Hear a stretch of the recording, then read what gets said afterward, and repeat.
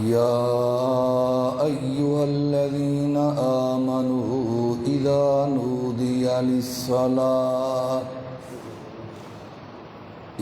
نودي للصلاة من يوم الجمعة فاسعوا إلى ذكر الله وذروا البيع. صدق الله العظيم. يا رب صل وسلم دائما أبدا على حبيبك خير الخلق كلهم. والحبيب الذي ترجى شفاعته لكل حول من الأحوال مقتحم. محمد سيد الكونين والثقلين والفريقين من عرب ومن عجم.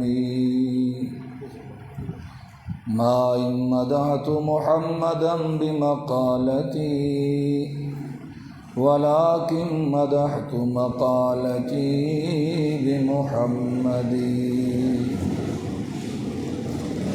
بلند آواز سے درود پاک پڑھیں.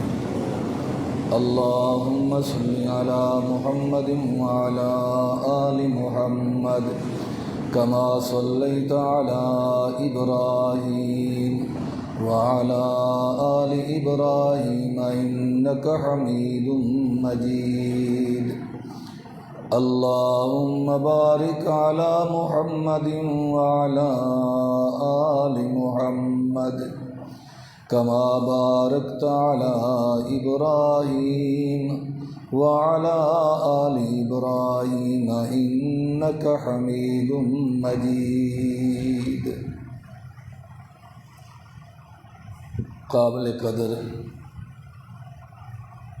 بزرگوں، عزیز ساتھیوں، قرآن مجید فرقان حمید کے 28ویں پارے کی سورۃ الجمعہ کی آیت کریمہ کا ایک ٹکڑا تلاوت کیا ہے، جس میں اللہ تبارک و تعالی نے ایمان والوں کو نماز جمعہ کی پابندی کرنے کی تاکید فرمائی ہے. اس لیے آج کے مختصر وقت میں جمعۃ المبارک کی اہمیت اور فضیلت بیان کی جائے گی. دعا ہے اللہ تبارک و تعالی ہمیں پابندی کے ساتھ نماز جمعہ میں حاضری کی توفیق عطا فرمائے. جمعہ کا جاہلیت کے زمانہ میں جب نبی کریم صلی اللہ علیہ وسلم تشریف نہیں لائے تھے، اس وقت جمعہ کا نام یوم العروبہ تھا. یوم العروبہ، روبہ اعراب سے ہے. اعراب کا معنی ہوتا ہے کھلا ہوا، ظاہر، جس کی عظمت، جس کی فضیلت ظاہر ہو چکی ہو، اس کو عربی میں اعراب کہتے ہیں.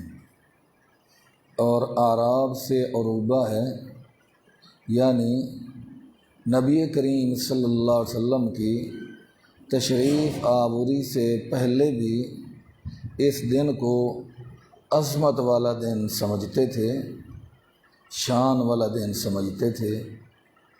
اور روایات میں آتا ہے کہ نبی کریم علیہ الصلاۃ والسلام کی تشریف آوری سے پہلے آج جو ہمارے لیے یوم الجمعہ ہے، جمعہ کا دن ہے، اور قریش اس کو یوم العروبہ کہتے تھے، تو ہر یوم العروبہ کو ان کا اجتماع ہوتا تھا۔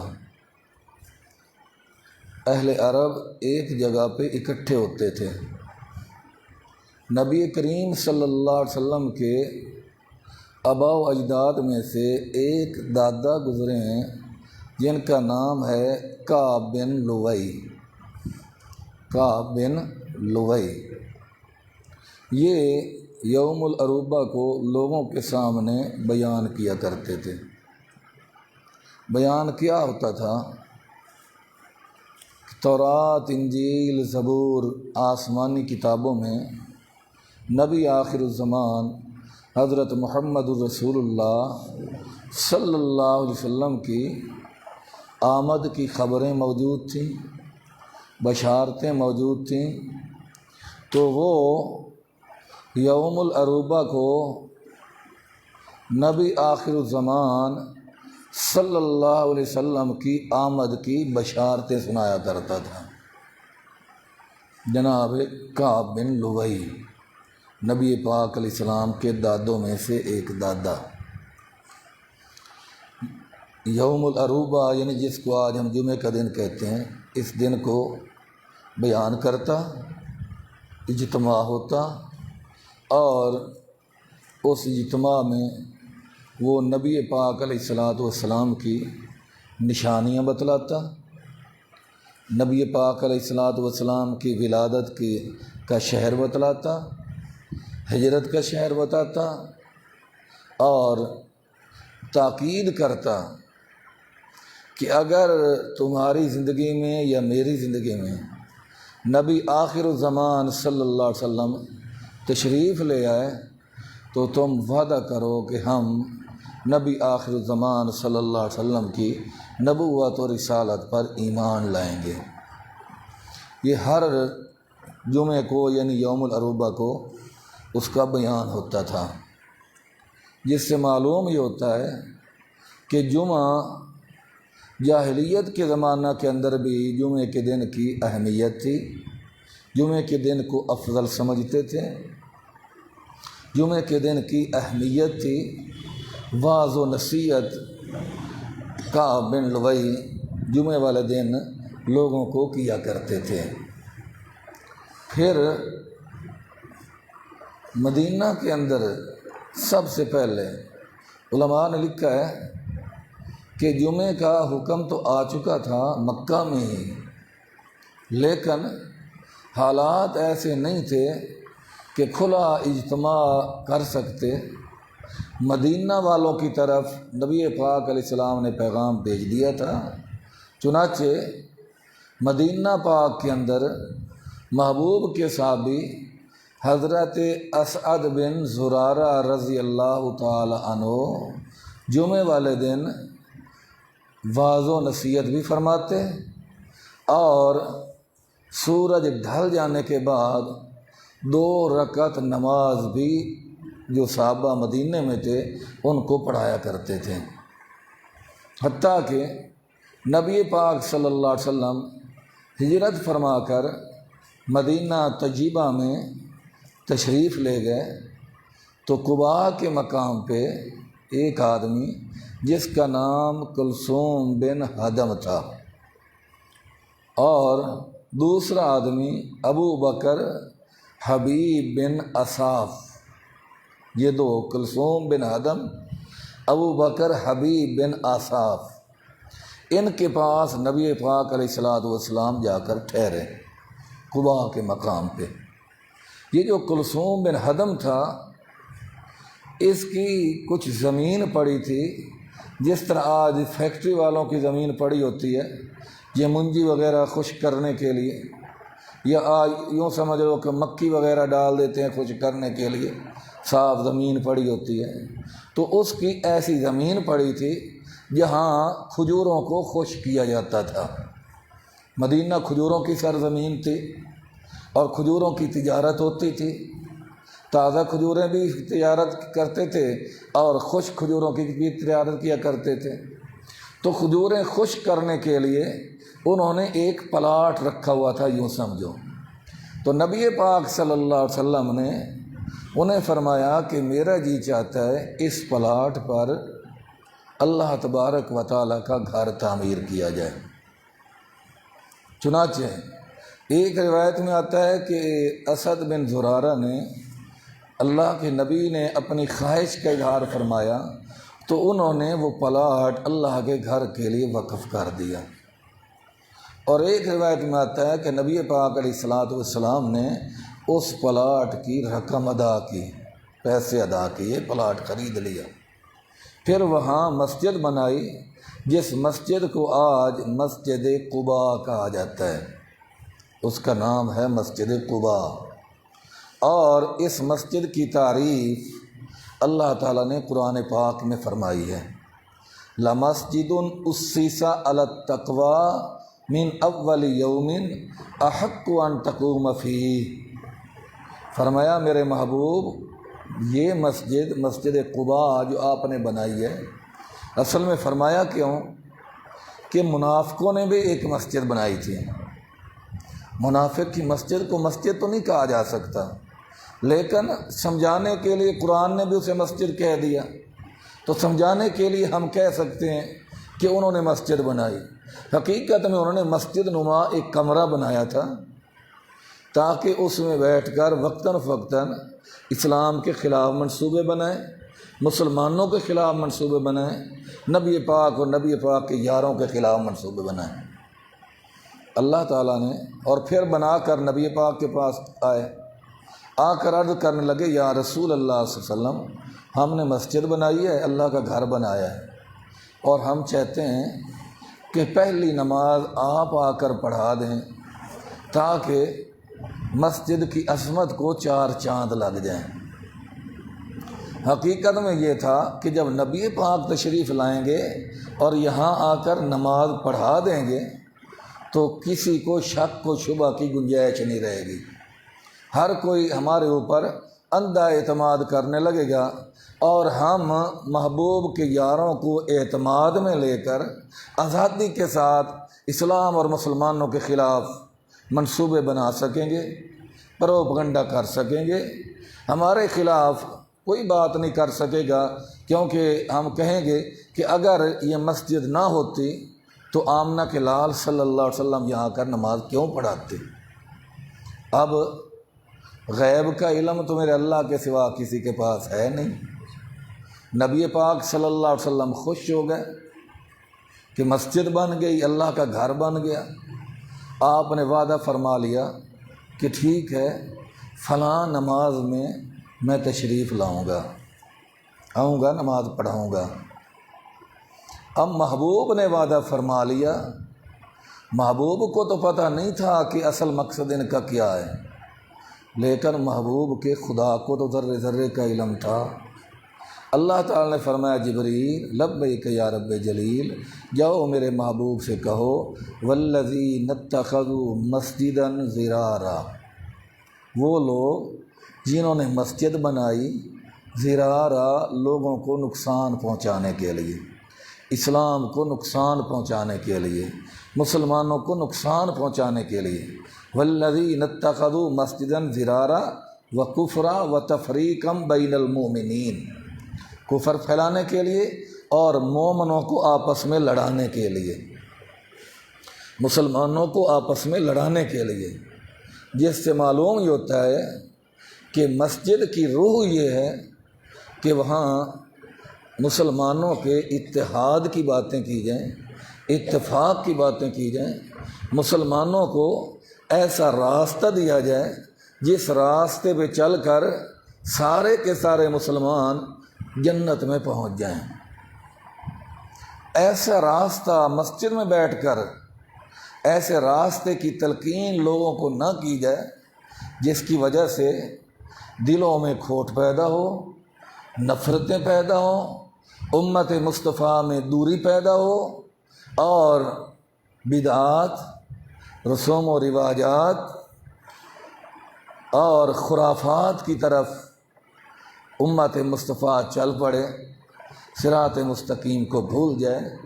ایسی مسجد بنانا اور مسجد میں ایسی گفتگو کرنا، ایسی تقریر کرنا، ایسی وعظ و نصیحت کرنا، یہ مسجد کی روح کے خلاف ہے۔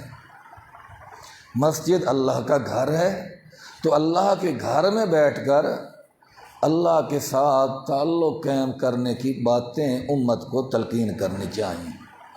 اللہ کے رسول کے نقش قدم پر چلنے کی تلقین اللہ کے رسول کے امتیوں کی کرنی چاہیے، نہ کہ فلاں کافر ہے، فلاں گستاخ ہے، فلاں مشرک ہے، فلاں بے ایمان ہے، فلاں کی طرف نماز نہ پڑھنا، فلاں مسجد میں جانا، فلاں کے پیچھے نہ کھڑا ہونا۔ یہ باتیں جو ہیں ان کی وجہ سے میرا پیٹ تو بھر جائے گا، ہو سکتا ہے کہ مجھے نذرانے دینے والے بڑھ جائیں، لیکن مسجد کی روح کے میں نے منافی کام کیا ہے، اللہ اور اللہ کے رسول کی رضا کے خلاف میں نے کام کیا ہے، جس کا حساب مجھے اللہ تبارک و تعالیٰ کے ہاں دینا ہوگا۔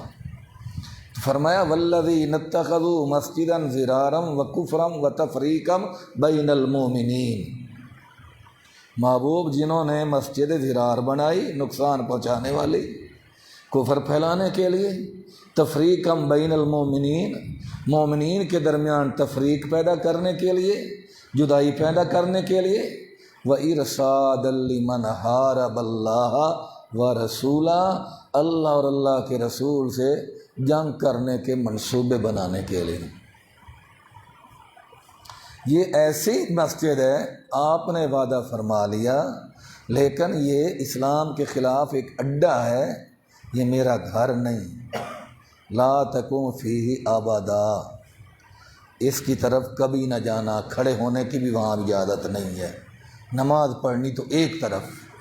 اس کے مقابلہ میں میرا محبوب لمسجد اسِّسَ علی التقوی من اول یوم احق ان تقوم فیہ، وہ مسجد قباء جو موجود ہے، جس کی بنیاد ہی آپ نے تقوی پر رکھی ہے، اور وہاں ایسے لوگ رہتے ہیں جو پاک باز لوگ ہیں، آپ کے صحبت یافتہ ہیں، آپ کے تربیت یافتہ ہیں، تو احق کو اس مسجد کا زیادہ حق ہے ان تقوم فی، کہ آپ وہاں قیام فرمائیں، آپ وہاں تشریف لے جائیں۔ تو وہ مسجد قباء جس کی بنیاد تقوی پہ رکھی گئی، خوف خدا پہ رکھی گئی، اللہ کی رضا کے لیے رکھی گئی، دین اور اسلام کی اشاعت کے لیے رکھی گئی، مسلمانوں کے آپس میں اتفاق اتحاد مسلمانوں کے درمیان پیدا کرنے کے لیے جس کی بنیاد رکھی گئی، اللہ فرماتے ہیں احق کو ان تقوم فی، وہ زیادہ حقدار ہے کہ اس میں آپ تشریف لے جائیں، وہیں نمازیں پڑھیں، وہیں آپ قیام فرمائیں۔ اب اللہ کے قرآن میں اگر غوطہ لگائیں تو یہی بات سامنے آتی ہے کہ وہاں مت جاؤ جہاں مسلمانوں کو لڑانے کی باتیں کی جائیں۔ وہ مسجدیں زیادہ حقدار ہیں جن مساجد کے اندر اللہ کے احکامات، آمنہ کے لال صلی اللہ علیہ وسلم کی ارشادات بیان کیے جائیں، اور لوگوں کا اللہ کے ساتھ ٹوٹا ہوا تعلق جوڑ دیا جائے، وہاں جانا زیادہ اہمیت رکھتا ہے۔ وہاں جا کر کچھ نہ کچھ تمہیں مل جائے گا، اللہ بھی راضی ہوگا، اللہ کا رسول محمد الرسول اللہ صلی اللہ علیہ وسلم بھی راضی ہوں گے۔ تو میں نے عرض کیا کہ مدینہ کے اندر محبوب کے حکم سے محبوب نے خط لکھا تھا حضرت اسد بن زرارہ کو۔ اما بعد، حمد و صلوات کے بعد یہ ہے کہ جب یوم العروبہ آئے تو آپ نے دن ڈھلنے کے بعد لوگوں کو خطبہ دینا ہے، جس خطبہ کے اندر لوگوں کو واعظ و نصیحت کرنی ہے، آخرت کی فکر لوگوں کے دلوں میں پیدا کرنی ہے، خوف خدا پیدا کرنا ہے۔ تو حضرت اسد بن زرارہ رضی اللہ تعالیٰ عنہ یوم العروبہ کو خطاب فرمایا کرتے تھے۔ نبی پاک صلی اللہ علیہ وسلم تشریف لائے تو سب سے پہلا جمعہ آمنہ کے لال صلی اللہ علیہ وسلم نے یہاں خود پڑھایا، اور محبوب نے جب پہلا جمعہ پڑھایا تو مقتدیوں کی تعداد 100 تھی۔ ایک امام تھا، صرف امام نہیں، امام الانبیاء تھے، انبیاء کرام کے امام تھے۔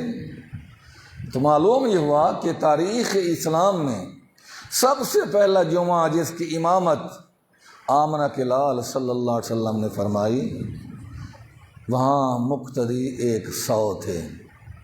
بعد میں تو پھر اذا جاء نصر اللہ والفتح ورأیت الناس یدخلون فی دین اللہ افواجا، لوگ فوج در فوج اسلام میں داخل ہونے لگے تو سینکڑوں سے بڑھ کر ہزاروں میں تعداد پہنچی، ہزاروں سے بڑھ کر صحابہ کرام کی تعداد لاکھوں میں پہنچ گئی۔ اب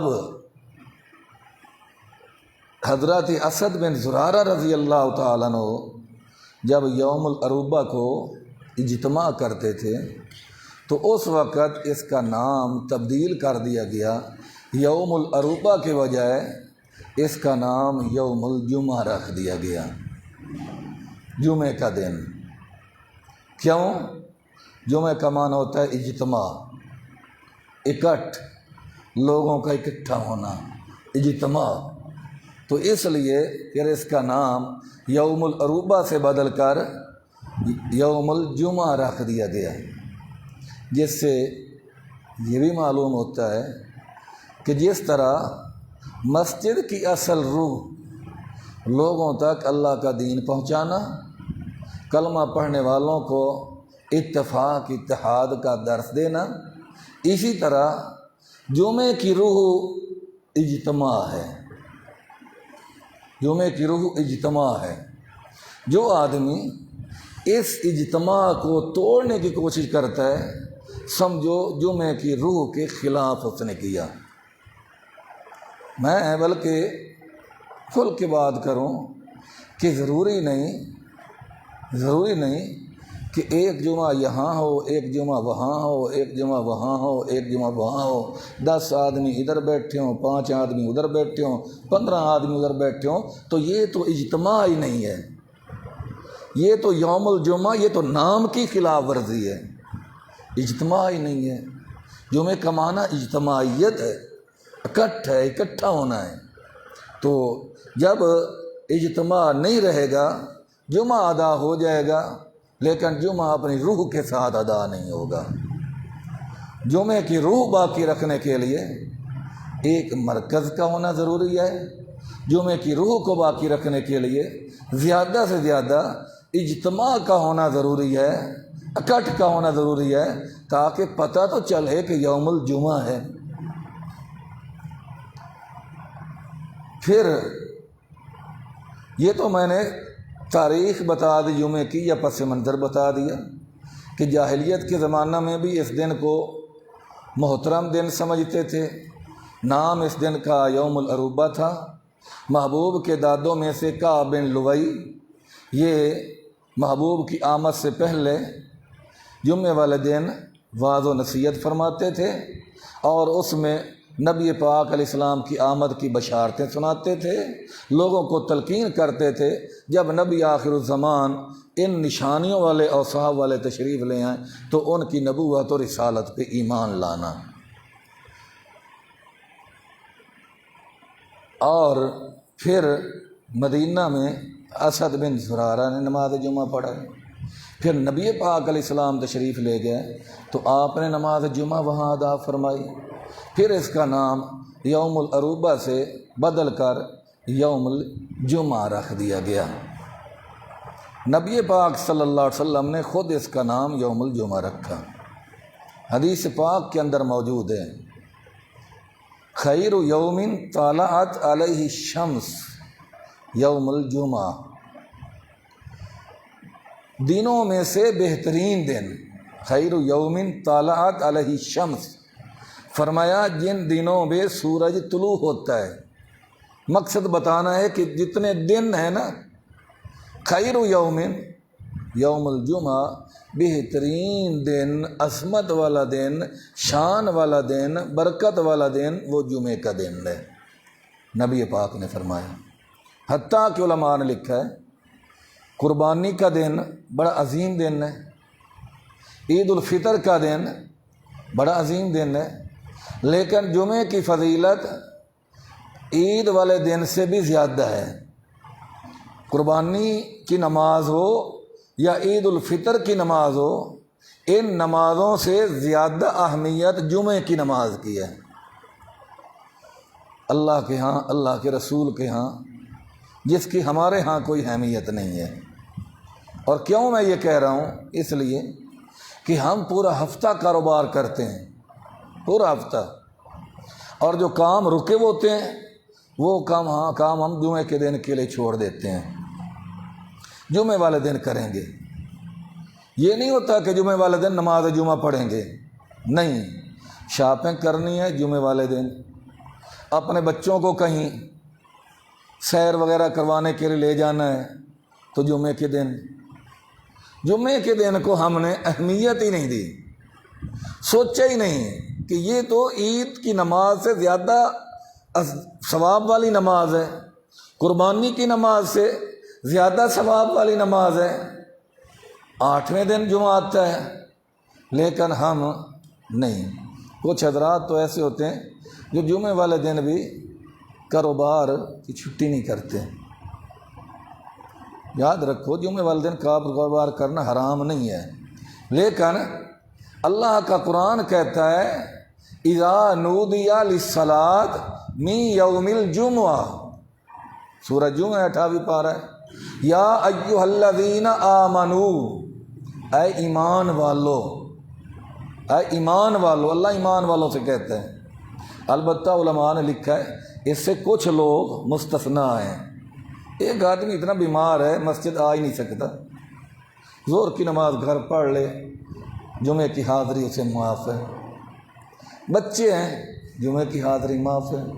مسافر ہے، اب اگر جمعہ ادا کرنے کے لیے کہیں ٹھہرتا ہے تو اس کے سفر میں حرج ہوتا ہے، اللہ کہتا ہے مسافر کے لیے نماز جمعہ کی حاضری معاف ہے، وہ 2 رکعت اپنی قصر نماز پڑھے اور اپنا سفر جو ہے وہ شروع کرے۔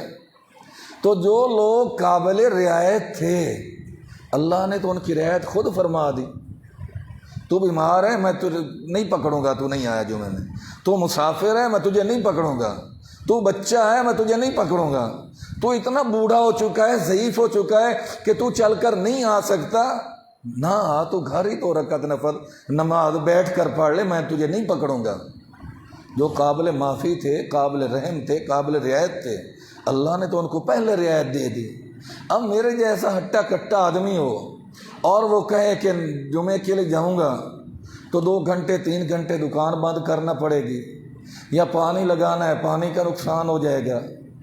یہ چیزیں اگر رعایت کی وجہ بن سکتی تو اللہ تعالیٰ ان لوگوں کو بھی رعایت دے دیتا، لیکن نہیں۔ اللہ نے فرمایا یا ایھا الذین آمنوا، اے ایمان والو، اذا نودی للصلاۃ، جب تمہیں نماز کے لیے پکارا جائے، آواز دی جائے، یعنی اذان ہو جائے۔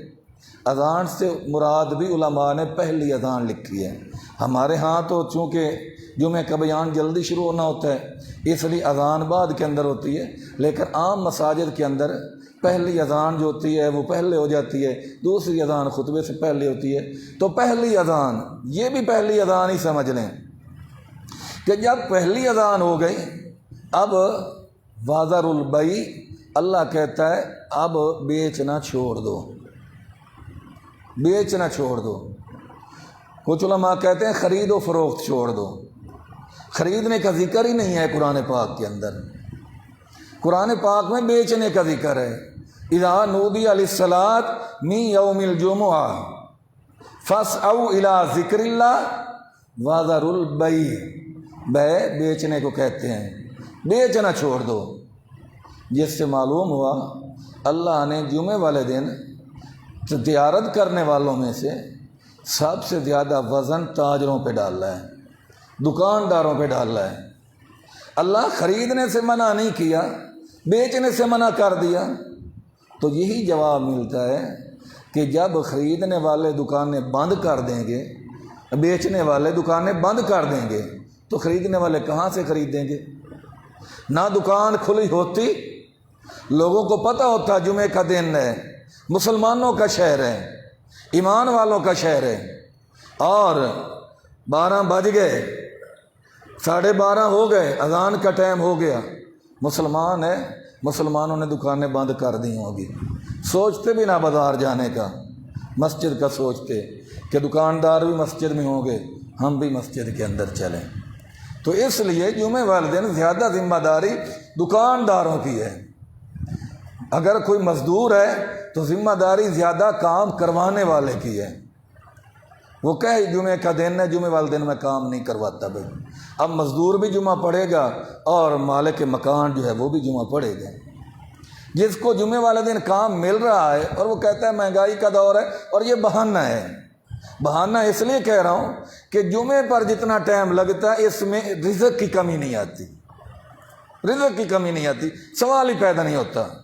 محبوب کے ایک صحابی گزرے، حضرت عراق بن مالک رضی اللہ تعالیٰ عنہ، ان کا کاروبار تھا، تجارت تھی، اور بہت بڑا کاروبار تھا۔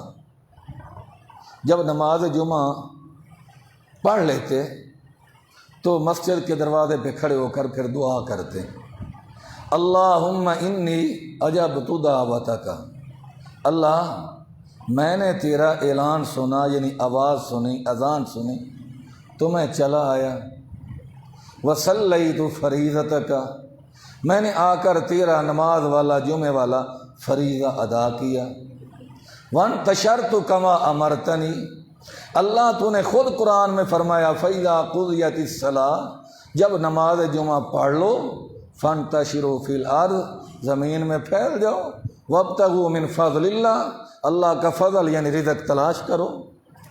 تو اللہ تیرے مؤذن نے اذان دی تو میں تیرے گھر میں آیا، تو نے جو نماز مقدر میں لکھی تھی میں نے وہ نماز پڑھ لی، تو نے آرڈر دیا جمعے کے بعد اپنی روزی تلاش کرو، اب روزی کے لیے نکل رہا ہوں، فارزقنی من فضلک، اب اپنے فضل سے مجھے روزی عطا فرمانا، وانت خیر الرازقین، اور تو ہی بہترین رزق عطا فرمانے والا ہے۔ علماء نے لکھا ہے یہی دعا جو حضرت عراق بن مالک رضی اللہ تعالیٰ عنہ پڑھا کرتے تھے۔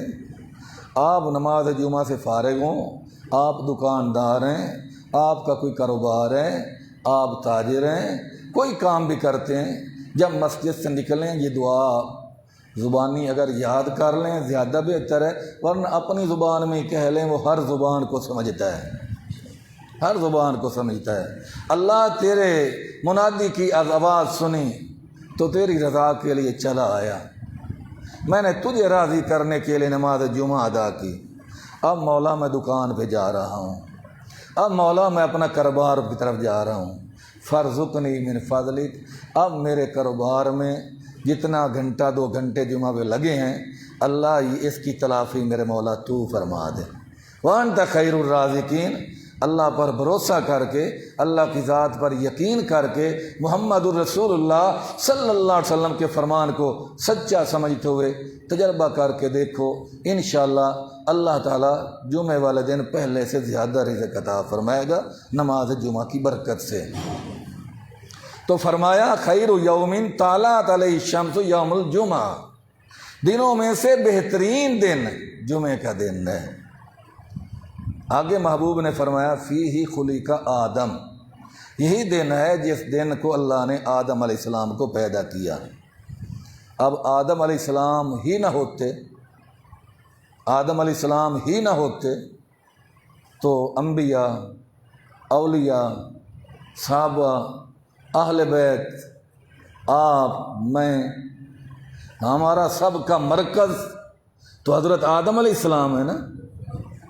یا ایھا الناس انا خلقناکم من ذکر و انثی، لوگو میں نے تمہیں ایک ماں اور ایک باپ سے پیدا کیا ہے، تمہارے باپ کا نام آدم ہے، تمہاری ماں کا نام حوا ہے، وَجَعَلْنَاكُمْ شُعُوبًا، پھر تمہارے قبائل بنا دیے، ذاتیں بنا دیں، قومیں بنا دی، نام بنا دیے، تاکہ تمہارا تعارف اور جان پہچان آپس میں رہے، یہ فلاں قوم کا ہے، یہ فلاں قوم کا ہے، اس کا نام یہ، اس کا نام یہ تو سب تعارف کی باتیں، ورنہ ہمارا مرکز تو حضرت آدم علیہ السلام ہے، بحیثیت تخلیق کے، بحیثیت دنیا میں آنے کے۔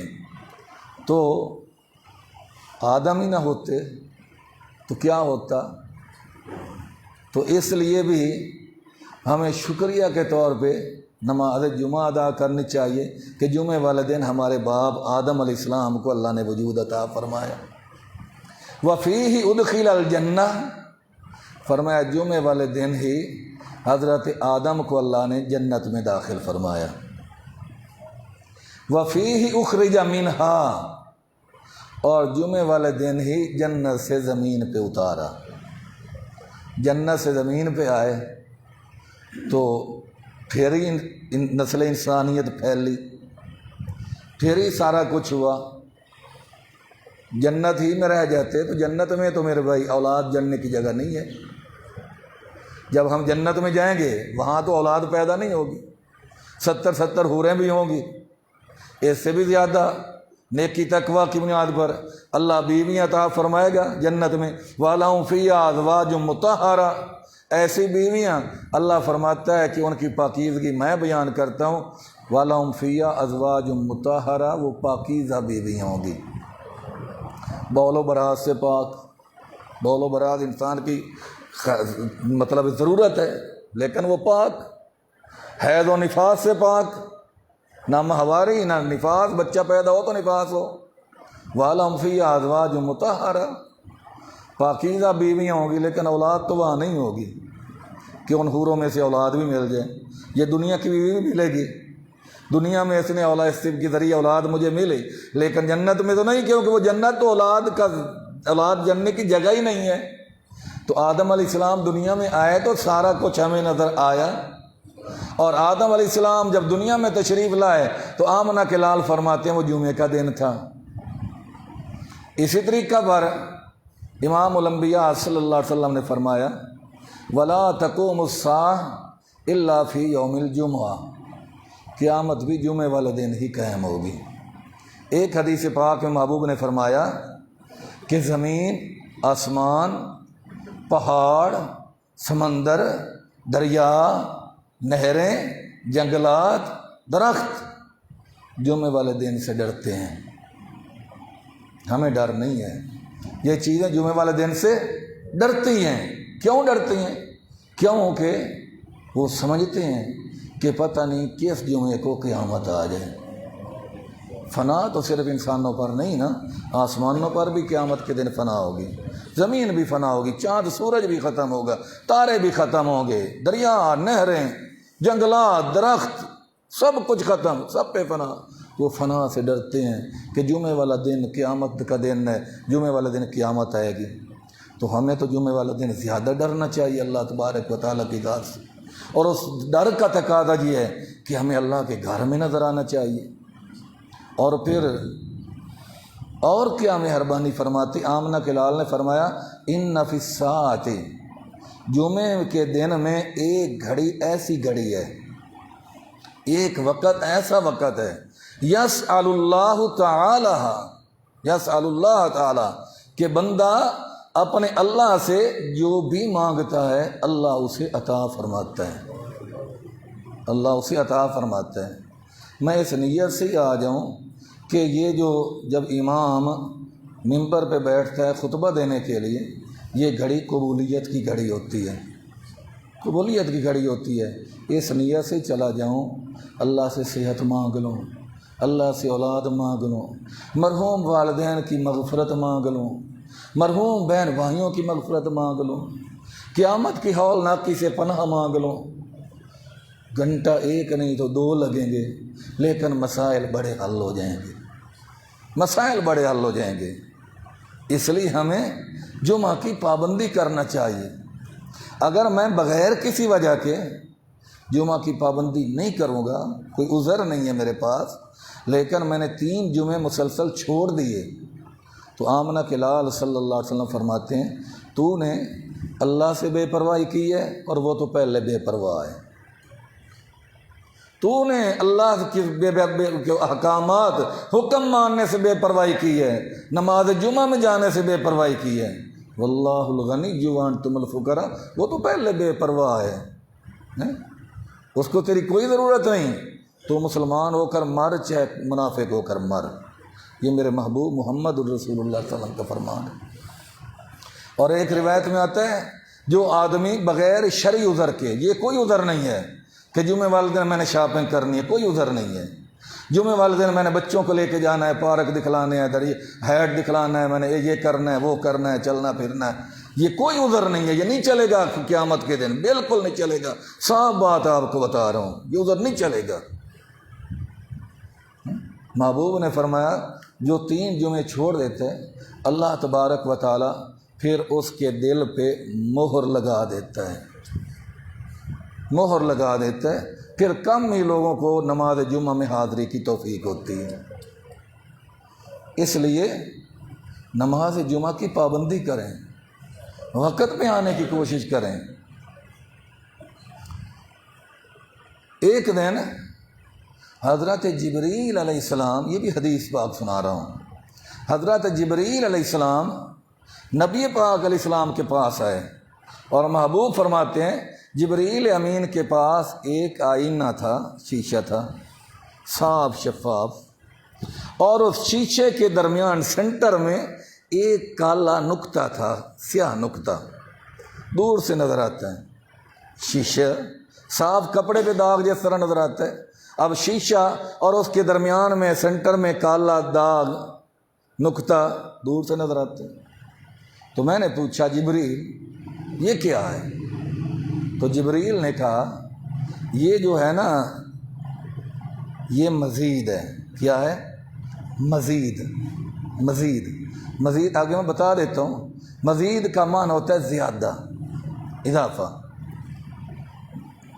محبوب نے فرمایا تفصیل سے بتاؤ یہ کیا ہے، مزید تو ہے؟ تو جبریل کہنے لگے یا رسول اللہ صلی اللہ علیہ وسلم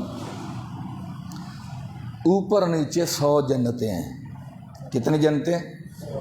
100 جنتیں، اور ایک جنت دنیا و ما فیہا سے بڑی ہے، دنیا و ما فیہا سے ایک جنت بڑی ہے، اور 2 جنتوں کے درمیان اتنا فاصلہ ہے جتنا زمین آسمان کا فاصلہ ہے۔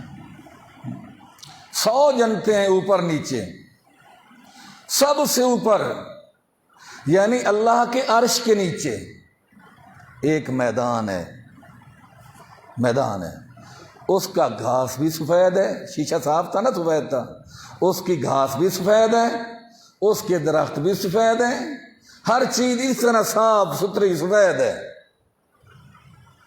اسی میدان کا نام مزید ہے۔ اس میدان کے اوپر پھر عرش معلیٰ ہے۔ عرش معلیٰ وہ سمجھانے کے لیے بتاؤں کہ جس طرح قبہ ہوتا ہے نا، یوں کہہ لو کہ وہ قبے والی مسجدیں ہوتی ہیں یا دربار لوگوں نے بنائے ہوئے ہیں، یا آج کل شامیانے لگتے ہیں، کنوپی لگا دیتے ہیں، اس طرح عرش معلیٰ اسی طرح ہے، اور اس نے ساری دنیا کو اپنے گھیرے میں لیا ہوا ہے، ساری دنیا کو اپنے گھیرے میں لیا ہوا ہے۔ عرش معلیٰ کے اوپر کوئی چیز نہیں ہے، عرش کے معلیٰ کے اوپر ایک تحریر لکھی ہوئی ہے۔ کیا ہے؟ رحمتی وسعت علی غضبی یا غلبت علی غضبی، میری رحمت میرے غصے پر غالب ہے۔ یہی آخر میں، اوپر کچھ بھی نہیں ہے۔ اور یہ بھی نہیں ہے کہ اللہ تبارک و تعالی عرش معلیٰ پہ تشریف رکھے ہوئے ہیں، یہ میں ممبر پہ بیٹھا ہوں یا کوئی آدمی کرسی پہ بیٹھ جاتا ہے، نہیں، اللہ تعالیٰ وجود سے بھی پاک ہے۔ وجود ہے، کیسا ہے مثال نہیں دے سکتے۔ اللہ تبارک و تعالیٰ کی تجلیات ہیں عرش معلیٰ پر، اور کرسی پر وسیع کرسی السماوات والارض، کرسی اتنی بڑی ہے، اتنی بڑی کہ علماء نے لکھا ہے یہ جتنی زمین ہے نا، یہ کرسی کے مقابلے میں یوں لگتی ہے جس طرح آپ کسی میدان کے اندر ایک انگوٹھی رکھ دیں، چھلا رکھ دیں، یہ زمین ہے، اور ارد گرد ساری کرسی اللہ کی واسیہ کرسی جو السماوات والارض۔ اور قیامت کے دن جب اللہ الرحمن علی العرش استویٰ، اللہ عرش پر اپنی تجلی ڈالے گا کرسی پر، تو کرسی چر چر کی آواز آئے گی کرسی سے، چر چر کی آواز، جس طرح کسی چارپائی پہ یا کسی پہ بوجھ رکھ دیا جائے تو وہ چر چر کی آواز آتی ہے۔ اللہ کی تجلیات اتنی وزنی ہوں گی، اللہ تعالیٰ کی ذات کا اندازہ کون لگا سکتا ہے؟ نہیں لگا سکتے۔ وسع کرسی السماوات والارض الرحمن علی العرش استویٰ۔ اچھا جبریل، کتنا بڑا میدان ہے؟ تو یہ بھی یاد رکھیں، جبریل امین کو محبوب نے 2 دفعہ یا 3 دفعہ جبریل کو اصلی شکل میں دیکھا ہے، ورنہ جبریل کبھی کسی کی شکل میں، کبھی کسی کی شکل میں، اکثر حضرت دحیہ کلبی کی شکل میں آتے تھے۔ محبوب فرماتے ہیں میں نے دیکھا جب اصلی شکل میں اس کے پاؤں زمین پہ تھے، سارا آسمانوں سے لگا ہوا تھا، اور اس کے جو بازو تھے ایک مشرق میں ہے تو دوسرا مغرب میں ہے، اتنا بڑا۔ کہنے لگا آقا مجھے کم از کم 1000 سال ہو گیا میدان مزید کا چکر لگاتے ہوئے، ابھی تک چکر مکمل نہیں ہو سکا، ابھی تک مکمل نہیں ہو سکا۔ وہ نوری مخلوق ہے، اور یہ بجلی جو ہے اسے بھی برق کہتے ہیں عربی کے اندر، یہ 1 سیکنڈ میں 2,86,000 میل کا سفر کرتی ہے، دنیا کے سائنسدانوں نے جو بنائی ہے۔ تو جو نور، جو بجلی اللہ نے بنائی ہے جبریل امین جیسی، اس کی رفتار کا اندازہ کون لگا سکتا ہے؟ نہیں لگا سکتے۔ وہ کہتا ہے کہ 1000 سال تو مجھے ہو گیا، لیکن اس کے کسی کونے تک میں پہنچ نہیں سکا۔ فرمایا یہ ہے کیا؟ کہنے لگے آقا جب قیامت کا دن آئے گا یہ اللہ سے ملاقات کا میدان ہے، 8واں دن، اس کو یوم المزید، ہم یوم الجمعہ کہتے ہیں، تو جنت کی زبان میں یوم المزید، اس کو یوم المزید کہیں گے، کہتے ہیں۔ ہر 8ویں دن اس میدان میں درمیان میں جہاں یہ کالے رنگ کا سیاہ نقطہ ہے، اللہ تبارک و تعالیٰ کی کرسی ہوگی، واسع کرسی السماوات والارض، اور پھر اس کرسی کے ارد گرد انبیاء کرام کی کرسیاں ہوں گی، اور ہر نبی کے پیچھے اس کی امتیوں کی کرسیاں ہوں گی۔ حضرت آدم کے پیچھے ان کے، حضرت نوح کے پیچھے ان کی امتیوں کی کرسیاں، حضرت ابراہیم کی کرسی کے پیچھے ان کی امتیوں کی کرسیاں، محبوب کی کرسی مبارک کے پیچھے امت مصطفیٰ کی کرسیاں ہوں گی۔ اور محبوب جتنا کوئی اپنے نبی کے طریقوں پر زیادہ چلا ہوگا، اپنے نبی کی اطاعت زیادہ کی ہوگی، اتنی اس کی کرسی اپنے نبی کے زیادہ قریب ہوگی۔ تو اس لیے بھی مجھے ہر حالت میں محبوب کی اطاعت کرنی چاہیے، تاکہ دن قیامت کے میری کرسی محبوب کی کرسی کے قریب ہو۔ اور کچھ اس طرح سے کرسیاں رکھی جائیں گی، جو آگے کرسیاں ہیں کچھ نیچے، جو ان کے پیچھے ہیں وہ کچھ اوپر، جو ان کے پیچھے ہیں وہ ان سے اوپر، جو ان کے پیچھے ہیں وہ ان سے اوپر، یعنی آخری کرسی والا بھی درمیان میں جو کرسی اللہ کی پڑی ہے اس کو اسی طرح دیکھے جس طرح پہلی کرسی والا دیکھ رہا ہے، اس طریقے سے۔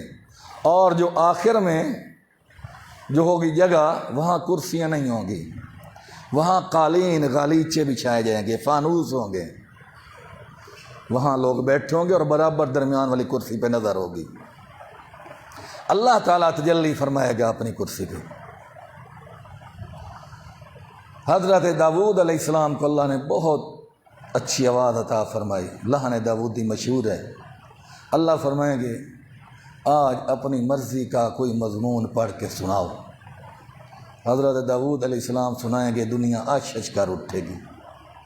پھر وقت نہیں، محبوب پڑھیں گے قرآن پاک، پھر اللہ تبارک و تعالیٰ کا کلام ہوگا، اللہ کی زبان ہوگی، اللہ پڑھے گا۔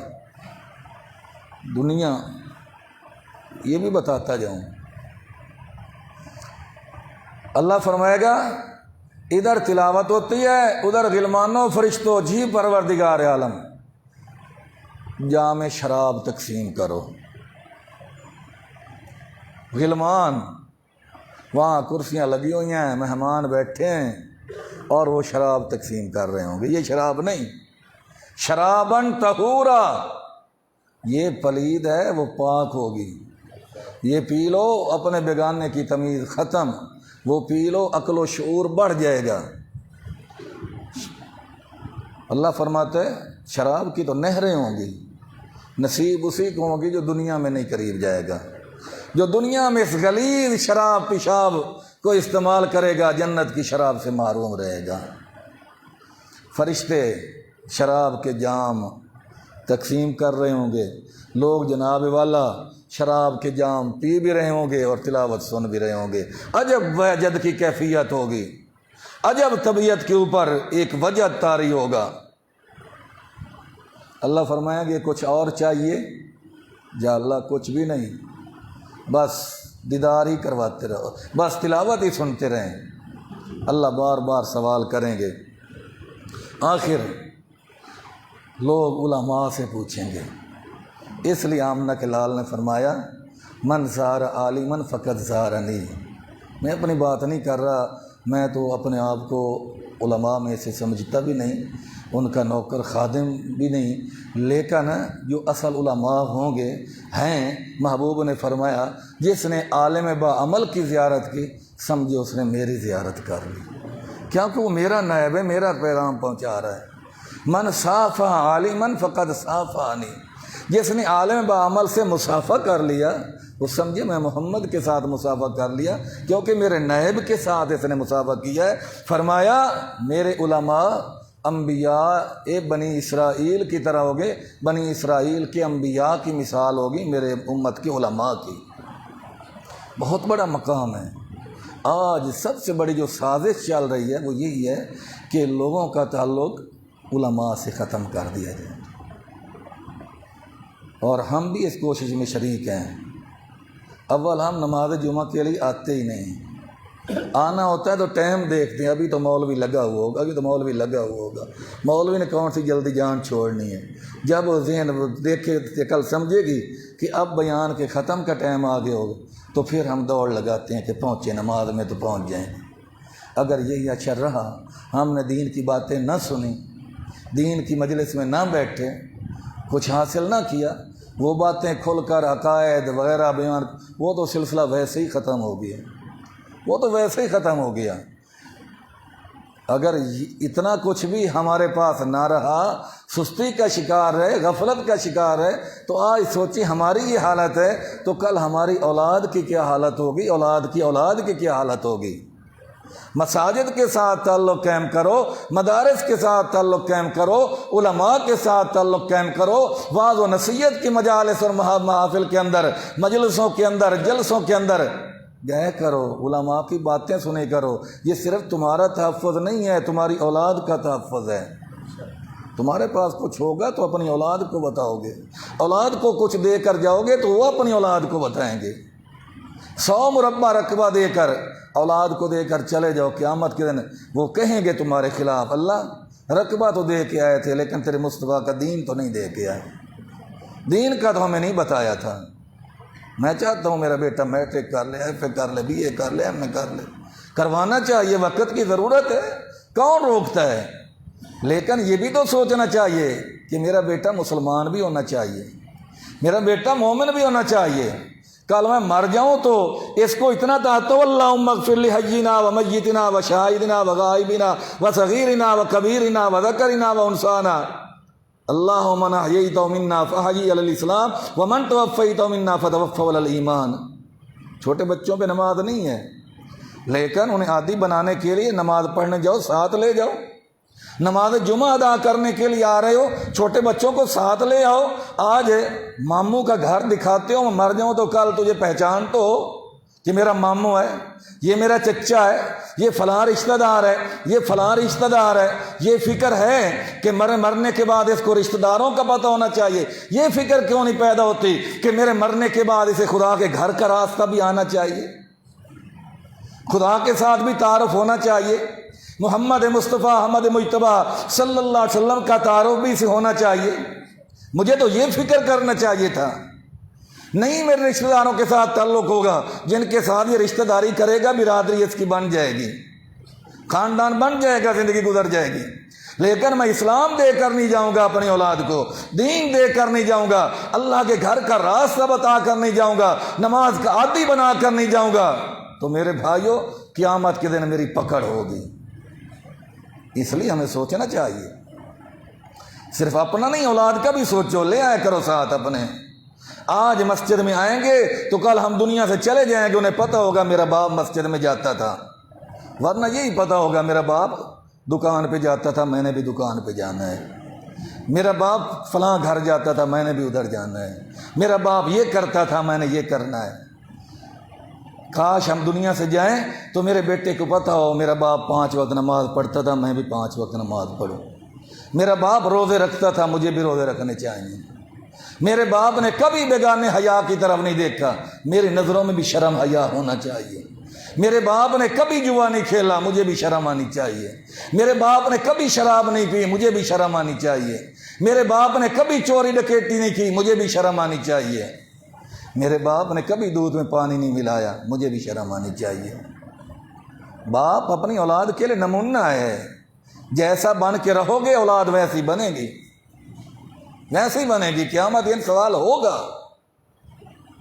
تو محبوب نے فرمایا وہاں بھی علماء کی ضرورت پڑے گی، علماء کی ضرورت پڑے گی۔ آج ہر آدمی مولوی، ہر آدمی مفتی، جہاں 2-4 آدمی اکٹھے ہو کے بیٹھ جائیں وہیں مسئلہ حل ہو جاتا ہے دین کا۔ ایک کہتا ہے ایسے، دوسرا کہتا ہے ایسے، تیسرا کہتا ہے ایسے، کوئی کہتا ہے مولوی صاحب سے پوچھ لیتے ہیں کہ مولویوں کا کام تو لڑانا ہے، چھوڑو مولویوں کو، مسئلہ ایسے ہی ہے، اپنا مسئلہ خود ہی حل کر لیا، ضرورت ہی نہیں سمجھتے مولویوں کی۔ لیکن نہ سمجھو قیامت کے دن بھی ضرورت پڑے گی، پوچھیں گے، اللہ بار بار سوال فرما رہے ہیں، بتاؤ تو صحیح کوئی چیز رہ تو نہیں گئی؟ علماء فرمائیں گے ہاں اللہ نے اپنے دیدار کا وعدہ کیا تھا، اللہ کا دیدار ابھی تک نہیں ہوا، اللہ سے عرض کرو اللہ اپنا دیدار عطا فرما۔ پھر سارے لوگ اللہ سے عرض کریں گے، اللہ فرمائیں گے ابھی ادھر دیکھو درمیان میں جو کرسی پڑی، دیکھیں گے تو پردے ہٹنا شروع ہو جائیں گے، ایک پردہ باقی، کبریائی کا پردہ باقی رہ جائے گا، اللہ کا دیدار ہو رہا ہوگا، لیکن کس طرح دیدار ہوگا؟ نہ کوئی جہت سمجھ آئے گی، نہ سمت سمجھ آئے گی، نہ کوئی طرف سمجھ آئے گی، نہ کوئی رنگ سمجھ آئے گا۔ اللہ کا دیدار اتنا ہوگا، لذت اتنی ہوگی، سرور اتنا ہوگا، جنتی کہیں گے اللہ جنت واپس لے لے، بس تو اپنا دیدار ہی کرواتا رہے۔ اللہ فرمائے گا نہیں، میں نے جنت بھی تو تمہارے لیے بنائی ہے، 7 دن جنت میں عیش کرو، فروٹ کھاؤ، پھل کھاؤ، سیریں کرو۔ تم جمعے والا دن سیر کے لیے نہیں جاتے تھے، 8 دن تمہیں 7 دن دے دیے ہیں، سیر کرو، کھاؤ پیو، موجیں کرو، حوریں دی ہیں، عیش کی زندگی گزارو۔ یہاں کمزوری والی بات بھی نہیں ہے کہ ہر دیوار کے اوپر لکھا ہو یہاں کمزوری نامردی کا علاج کیا جاتا ہے۔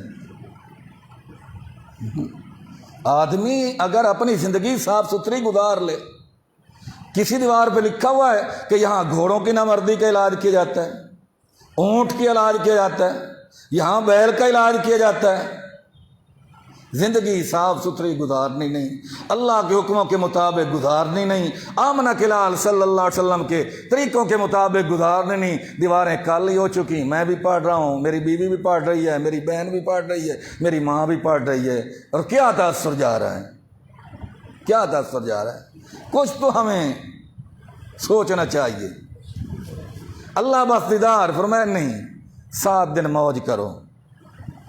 آمنہ کے لال صلی اللہ علیہ وسلم نے فرمایا، حدیث پاک ہے اور شرم کی ضرورت نہیں، قرآن کہتا ہے ان اللہ لا یستحیی ان یضرب مثلا ما بعوضۃ فما فوقہا، اللہ بات سمجھانے کے لیے نہیں شرماتا، چاہے مکھی کی بات ہو چاہے مچھر کی بات ہو، دین کی بات ہے۔ آمنہ کے لال نے فرمایا اللہ 70 حوریں عطا فرمائے گا، ایک حور کے ساتھ آدمی 100 سال تک اپنا مشغول رہے، وظیفہ زوجیہ جو ادا کرتا ہے حور کے ساتھ ادا کرے، 100 سال کے بعد محبوب نے فرمایا ایک بال کے کروڑویں حصے کے برابر بھی اسے کمزوری محسوس نہیں ہوگی۔ اللہ فرمائیں گے یہ 7 دن تمہارے ہیں، موج کرو، حوریں تمہارے پاس، جنت تمہارے پاس، جنت کی نعمتیں تمہارے پاس، شراب جنت کی تمہارے پاس، دودھ کی نہریں تمہارے پاس، سب کچھ موج کرو۔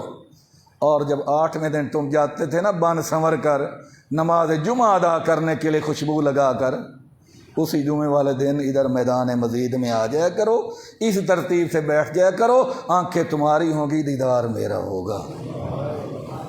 تو اس لیے بھی ہمیں جمعے کی پابندی کرنی چاہیے، یا کریں گے پابندی؟